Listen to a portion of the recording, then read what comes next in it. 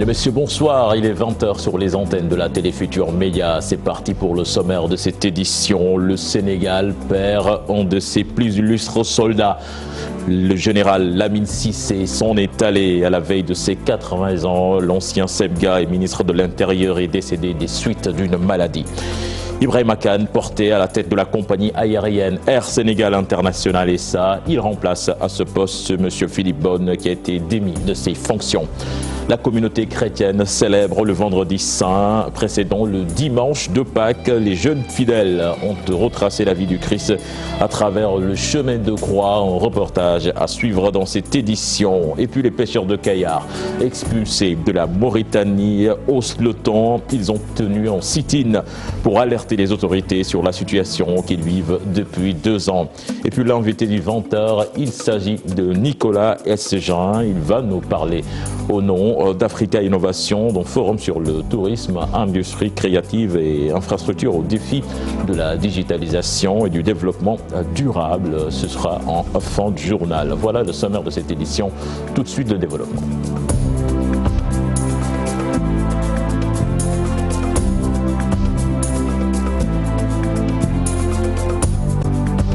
Bienvenue à toutes et à tous. Le Sénégal attristé par le décès du général Lamine Cissé, l'ancien ministre de l'Intérieur et ex-chef d'état-major des armées, emporté par la maladie. Vous avez suivi dans le journal en Wolof de Sornana Tambay le témoignage du ministre de l'Intérieur. La vie et l'œuvre de cet homme qui fut SEMGA et ministre de l'Intérieur lors de la première alternance politique au Sénégal. Un portrait signé Mambiram Diouf.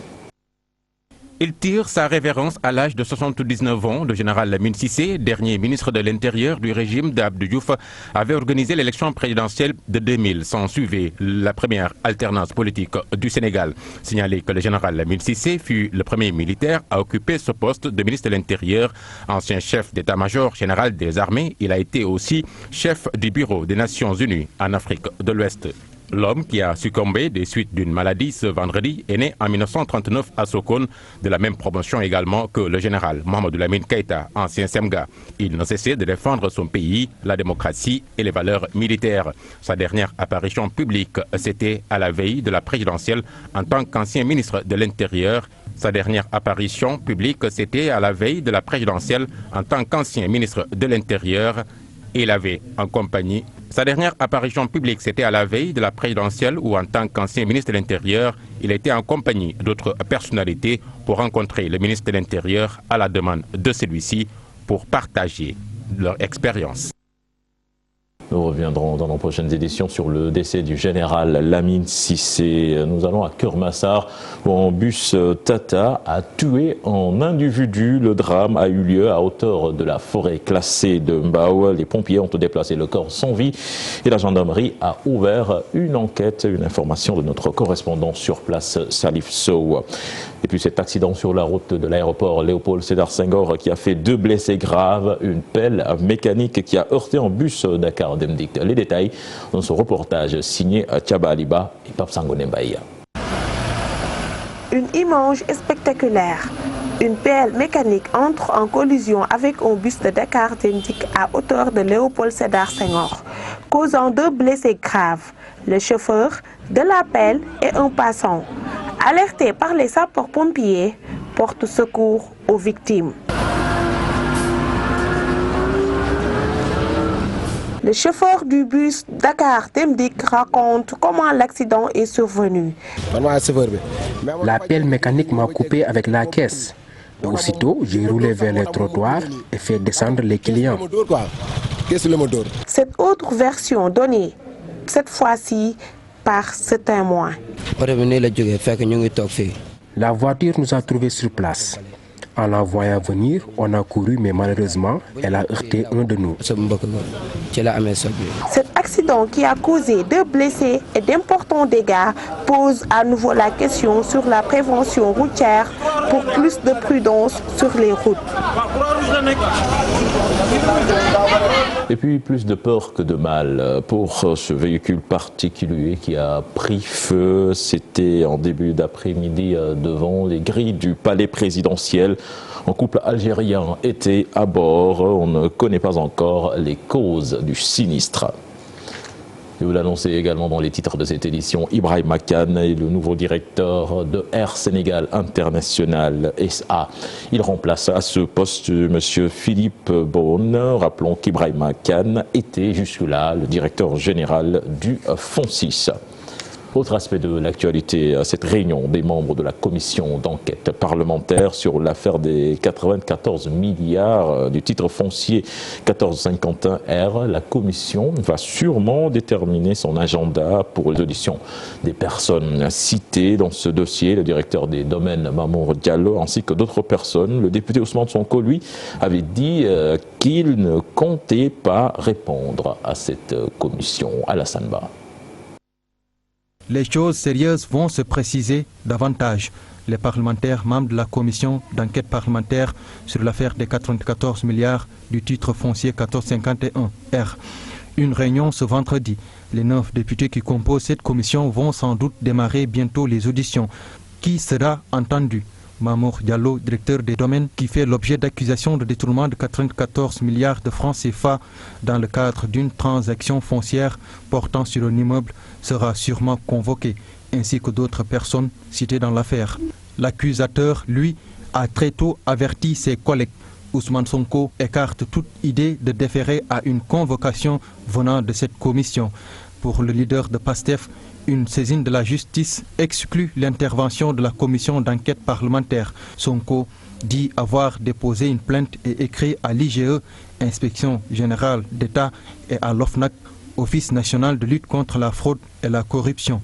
Toutefois, la commission d'enquête parlementaire mise en place le 15 février dernier est composée de 9 membres, 7 de la majorité Benno Bokk Yakaar, 1 du groupe Liberté et Démocratie et 1 des non-inscrits, à 6 mois maximum pour déposer son rapport. Mois de juillet, plus précisément. Elle est instituée et encadrée par l'article 48 du règlement intérieur de l'Assemblée nationale, a rappelé aussi qu'elle a un caractère temporaire. Aussi noté que dans un document, l'Assemblée nationale précisait que la commission d'enquête vise en réalité le directeur des domaines Mamour Diallo et ne viserait pas spécifiquement le député Ousmane Sonko. C'était également annoncé dans les titres de cette édition. Ce vendredi saint, les fidèles chrétiens ont retracé la vie de Jésus-Christ, le chemin de croix vécu intensément par ces jeunes. Dans ce sujet signé Habib Faye et Modou Diop. Chemin de croix, les fidèles ont retracé l'histoire de Jésus jusqu'à sa crucifixion. Et c'était pas évident de voir un ami, un frère, se faire flageller comme ça, se faire rouer des coups, c'était pas évident.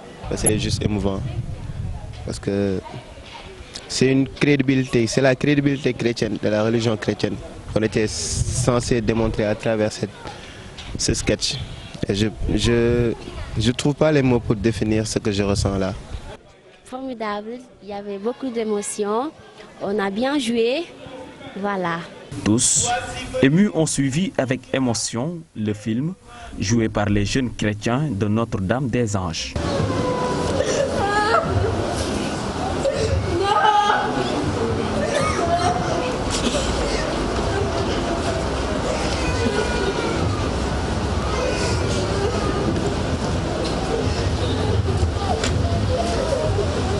Beaucoup de leçons à tirer selon eux.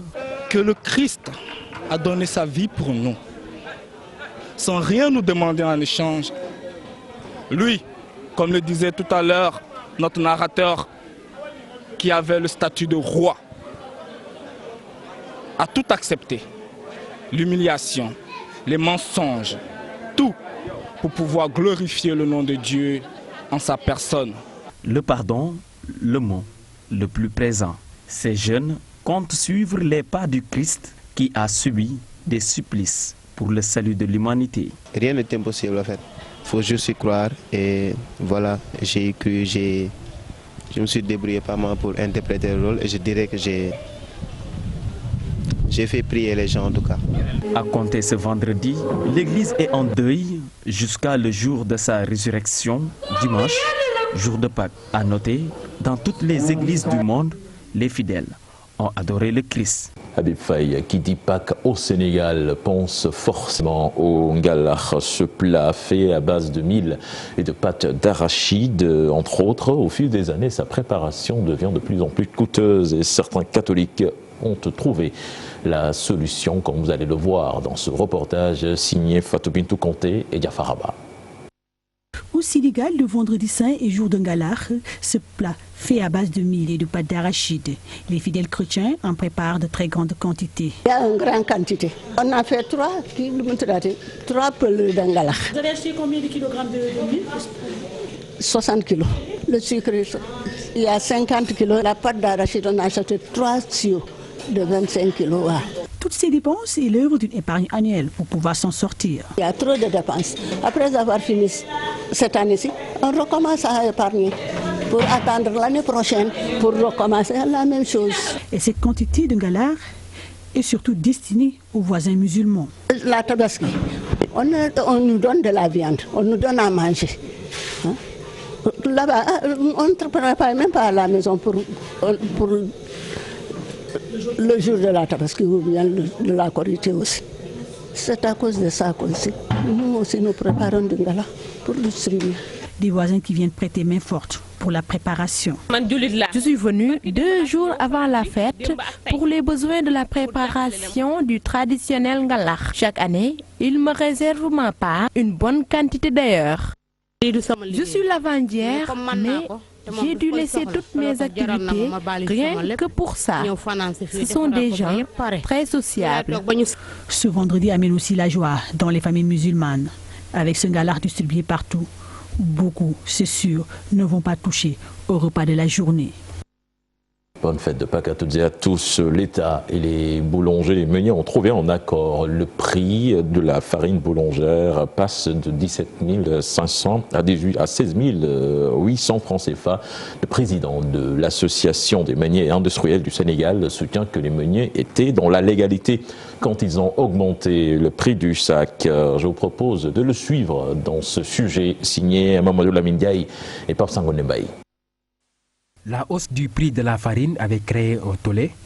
Le président de l'Association des meuniers du Sénégal estime que le prix du sac de farine qui était fixé à 17 000 francs CFA était légal et abordable. On nous avait autorisé à vendre le prix de la farine à 18 000 alors qu'on était en dessous du prix de 18 000. Le fait qu'on ait, nous, décidé d'augmenter le prix en tenant compte du cours du blé à 17 500 ne gênait aucunement l'État, encore moins normalement les boulangers.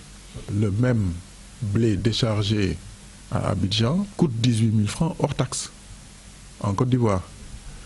Or, au Sénégal, on est en TTC à 17 500. Ça veut dire que le prix réel en hors taxe, il est en dessous de 15 000. Un protocole d'accord a été signé jeudi entre les acteurs. Ils ont revu à la baisse le prix du sac de farine qui passe de 17 500 francs à 16 800 pour une durée de 2 mois. Pendant 2 mois, nous allons pratiquer le prix de 16 800, donc cette baisse de 700 francs, pour permettre aux acteurs de s'asseoir autour d'une table, pour pouvoir sortir, je veux dire, des décisions qui vont stabiliser à jamais le secteur de la boulangerie. Parce que le prix de la farine est aussi encadré par l'État. Tant qu'on n'a pas dépassé 18 000, qui est le prix qui va de pair avec le prix du pain, on est encore dans des proportions raisonnables. Le Conseil national de la consommation a prévu d'examiner les modalités d'homologation d'un nouveau format de pain. Et puis des mesures radicales attendues dans les prochains jours pour le désencombrement de Dakar. C'était à l'issue d'une rencontre entre le ministre de l'Urbanisme, du Logement et de l'Hygiène publique et des maires de Dakar. Compte rendu donc de cet élément signé Koumba Amatlo et Mohamed Dia.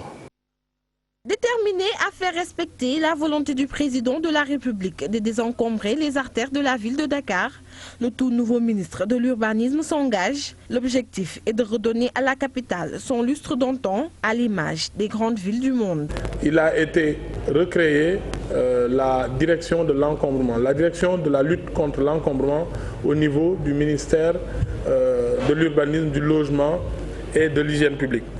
Tous les acteurs seront impliqués et la démarche ne sera pas seulement limitée à la région de Dakar ou au département de Dakar. Ce sera un comité national avec des implications locales. Le préfet de Dakar, à travers cette vidéo-projection, a fait l'état des lieux.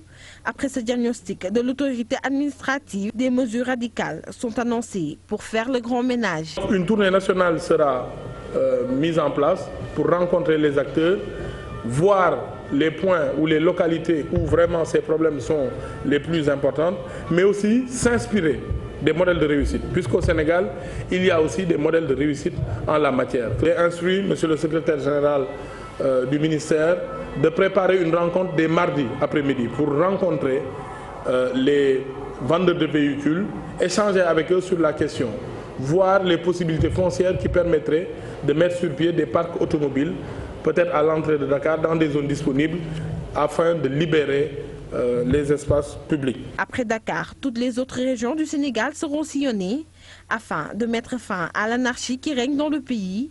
Par conséquent, les autorités n'excluent pas de brandir des sanctions contre les récalcitrants. Avant de recevoir notre invité, retenez que l'ambassadeur de la République du Cuba a rendu visite, une visite de courtoisie à Youssou N'Dour pour renforcer les liens entre son ambassade et le groupe Futur Média. Il veut, à travers la culture, la santé, la communication, développer la coopération entre Dakar et Cuba. Je vous propose de suivre le compte-rendu de cette visite signée Pape Faraning et Mardien. Bien. Ça va très bien. Ça va très bien, très heureux. Pour mieux connaître le groupe Futur Média et développer la coopération entre l'ambassade du Cuba et GFM, son Excellence Mme Shailene Sanchez Portero veut passer par la culture pour raffermir les liens. De lui saluer, de lui connaître et de pouvoir connaître un peu aussi sur les groupes Futur Média et toutes les perspectives qu'il y a pour la coopération avec Cuba, non seulement dans le domaine de la musique, que c'est très important et très partagé, mais aussi dans le domaine de la communication. Il est important de renforcer la collaboration entre le Sénégal et le Cuba en passant par la culture. Youssou N'Dour compte apporter son soutien à l'ambassadeur. Sur la collaboration entre les États de Cuba et du Sénégal, je pense qu'il y a des bases qu'il faut renforcer. Beaucoup plus de jonctions culturelles, parce que c'est là, comme elle l'a dit, la porte. Et ensuite, sur le plan privé aussi, avoir des relations avec des gens qui sont dans le showbiz là-bas et des gens qui sont dans le showbiz ici, pour créer un pont, tu vois, un lien. Et pour cela, je lui ai donné mon accord pour pouvoir recevoir des artistes cubains ici si on s'organise. Coïncidant avec la commémoration du 85e anniversaire de rétablissement des relations diplomatiques du Cuba dans le monde, Madame l'ambassadeur n'a pas manqué de saluer le soutien du PCA de GFM. Il faut travailler dans les différents domaines, la santé, l'éducation, la télévision, la cinématographie, mais aussi la musique et la culture, que c'est la porte d'entrée parce qu'il y a beaucoup des aspects communs entre les deux pays. Donc, je vais remercier M. N'Dour de compter sur le soutien, du groupe et de lui-même pour promouvoir et renforcer les liens entre les deux pays. Madame l'ambassadeur a aussi offert un cadeau à Youssou N'Dour. Elle en a profité pour se faire dédicacer des CD pour ses proches. Vous l'annoncez dans les titres de cette édition, notre invité qui est là avec nous, monsieur Nicolas Esgain, directeur de Fredance, une entreprise basée à Bruxelles. Monsieur Esgain, bonsoir. Bonsoir. Vous êtes là au nom d'Africa Innovation pour nous parler de cet événement, de ce forum qui va se tenir à Dakar sur le tourisme, entre autres défis de la digitalisation, forum qui va se tenir du 24 au 26 avril prochain. C'est ça. Alors, dites-nous, qu'est-ce qui motive justement la tenue dans tel événement? Mais pour raconter l'histoire, c'est d'abord l'histoire d'une rencontre entre des acteurs sénégalais et belges, entre Youssou N'Dour et moi, via un ami, Momar Diallo, et on s'est dit qu'il y avait peut-être des choses à construire pour rapprocher les écosystèmes belges et sénégalais, baisser les barrières de l'incompréhension et amener les deux côtés de la Méditerranée à mieux se comprendre et surtout à essayer de pouvoir faire des affaires ensemble, montrer aux Européens que l'Afrique est le continent de l'avenir et qu'il ne faut pas avoir peur d'y venir, et montrer aussi aux Sénégalais, aux Africains, que les Européens peuvent être leurs partenaires. Et cela, vous l'avez matérialisé à travers cet événement qui va se dérouler à Dakar autour du tourisme, industrie créative, infrastructure, au défi de la digitalisation et du développement durable. Quel est l'intérêt de ce thème, justement? C'est venu après plusieurs discussions, et le tourisme est un élément important du plan Sénégal émergent. Les dernières statistiques en notre possession montrent que le tourisme représente 6% à peu près du PIB sénégalais et que la moyenne mondiale est à 10%. Donc on voit bien qu'il y a un chemin important qui doit être et qui peut être rencontré par le Sénégal. Deuxièmement, le Sénégal, on vient de voir dans le sujet précédent, c'est un pays de culture. Moi, c'est la 9e fois que j'y viens. Je suis séduit par la teranga, l'art de vivre sénégalais, par le dynamisme culturel, par la gentillesse des gens, la sécurité qu'on peut y ressentir.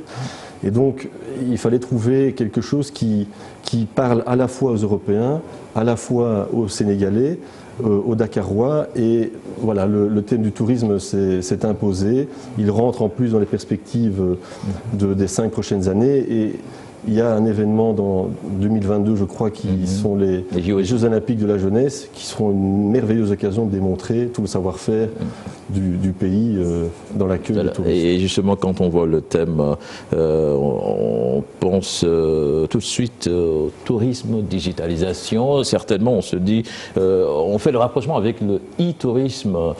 Est-ce à dire que, actuellement, au Sénégal, ça fait partie des talons d'Achille du tourisme sénégalais? Le digital s'impose à nous et il faut pouvoir y répondre, et je pense que l'occasion est belle aussi pour le Sénégal de faire un grand bond en avant. L'avantage, je dirais, c'est que cette technologie, tout le monde l'utilise aujourd'hui. Je pense que j'ai entendu hier que le taux de pénétration du smartphone au Sénégal est proche de 100%, ce qui est quand même remarquable. Aujourd'hui, l'expérience d'un touriste, elle tient dans son smartphone. Ça commence par la réservation, et puis ça se termine par le partage des photos, d'expériences qu'il a vécues avec ses amis autour d'une table. Et qu'est-ce qu'il va raconter? Il va raconter les lieux qu'il aura découverts, les gens qu'il aura rencontrés, les repas qu'il aura faits et les expériences touristiques qu'il aura vécues.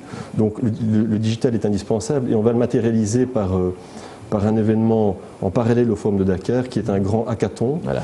Qui va rassembler 5 écuries, si vous voulez, de Sénégalais qui ont été sélectionnés après sur un panel de près de 200 candidats, et qui vont compétiter, j'aime pas tellement le mot compétiter, qui vont